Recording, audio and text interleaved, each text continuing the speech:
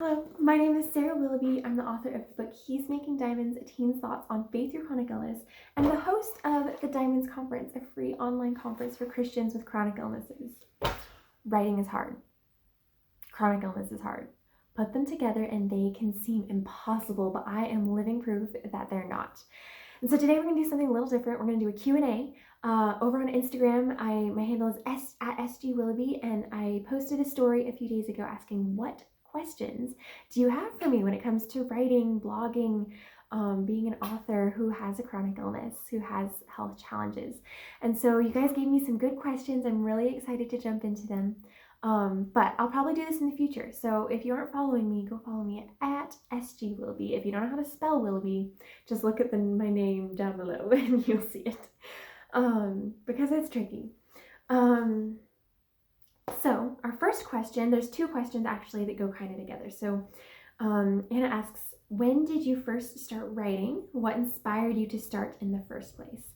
So when I was 12, my birthday party, actually, I had been learning in a Bible study with some friends and their moms about ministry and about how to use your gifts to serve God. And so my friend said, well, what if we started a magazine? Because we all subscribe to this magazine called Shine Brightly, and I think it's still running.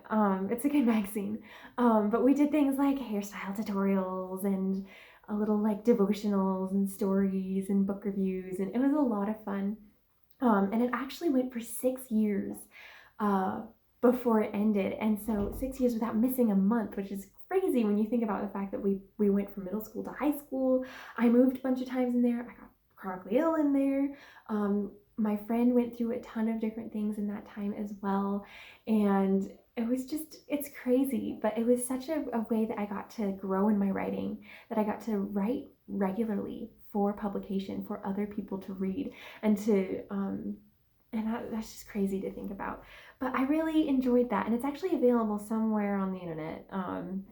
I'm not necessarily going to give you the link, but if you're curious enough to go find it. But yeah, and so that was really how I started writing. And then once I got sick, a year or two after that is when I started my blog, where I started writing more about chronic illness and about the things that I was learning through suffering and all of that kind of stuff. And so then from there, I started guest posting more. I started writing articles for other websites, for The Revolution, things like that. And then that, of course, led into a book, which then led into the conference. And now I'm working on more books. And yeah, so that's how it all started. And that's a long story short, but yeah. Our next question is really great. She asks, how do you know if you're unmotivated to write because of writer's block or your chronic illness? And now I wish there was an easy formula for this. And in true Sarah fashion, I'm going to not necessarily give advice. I'm going to ask questions. Ask any of my friends, and they're going to be like, they tease me. I sit there and I make eye contact, hopefully not scary like that.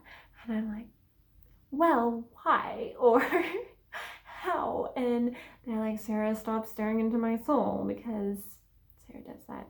Yeah, my Young Life kids tease me too. But in answer to your question, I want to ask you a few questions. One, I would recommend that you talk to someone. Who in your life can you talk to about this? Who knows you? Who knows the way that you view writing, and who knows your health challenges, at least to a degree. This would be especially ideal if you have a writing mentor or someone who can come alongside you. There's plenty of writers who have chronic illnesses as well, and they are probably really helpful to talk to when you can share your unique situation and your unique what's going on in your life right now. So like there's I know this can seem like, how in the world am I supposed to find another chronically ill writer to talk to? But honestly, there are so many. And the Diamonds Conference community, which is free and you can join if you go to my website, there's a lot of writers on there as well. But like me, or like this person who asked this question, or like the person I was talking to earlier today, like there's just so many people who fit into this category that would have be able to help you think through it from the perspective of that. So who can you talk to? And then also why? Like, if you're unmotivated, what is the reason? Is it because you don't have any energy? Is it because you don't want to go through the physical pain of typing or handwriting? Is it because you don't have the mental energy for that? And if you don't have the mental energy, consider why. Where is it going? Is it going to functioning through doctor appointments? Is it going to, your body just doesn't have the fuel to give you mental energy right now? Or is it going to other work projects or other things, and that's where writer's block would come in more. I also think that chronic illness can be a cause of writer's block. When you have writer's block, sometimes you just have to push through, but I think so often there's some reason that it's there. And so sometimes identifying the reason can be helpful, but sometimes the way to get past it is to just sit there and write. But other days, the way to get past it is to take a step back, because the reason is you're exhausted, or maybe the reason is you're chronically ill, or maybe the reason is you have a lot of family needing your emotional energy, or your attention, or friends, or whatever it is. There's usually a reason for writer's block. And once you identify the reason, then you can figure out how to tackle that, how to navigate that. Again, with the advice of some people that you trust and some people who know what they're talking about. Because there are people out there like that, and writing is not an isolated event. It's not an isolated task, even though so often we're sitting here in our rooms all day not talking to anyone. It still is not, it shouldn't be an isolated thing. Kenna, also, moving to our next question, asks about time management. And she didn't specify anything specific about time management, so this is Sarah's random thoughts on time management. But especially when it comes to managing your time as a chronically ill writer. So one of the things, and this kind of goes towards managing your mental energy too, which I did a video on recently as a chronically ill writer. But we always have time for our priorities. And that concept, which I think I was first introduced to through the Do Hard Things University, has really shaped the way that I write, the way that I blog, and the way that I manage the conference and manage Young Life and manage classes. You always have time for your priorities. For example, today I had so much to do, and you know what? I still have so much to do because a friend messaged and was like, hey, can we talk?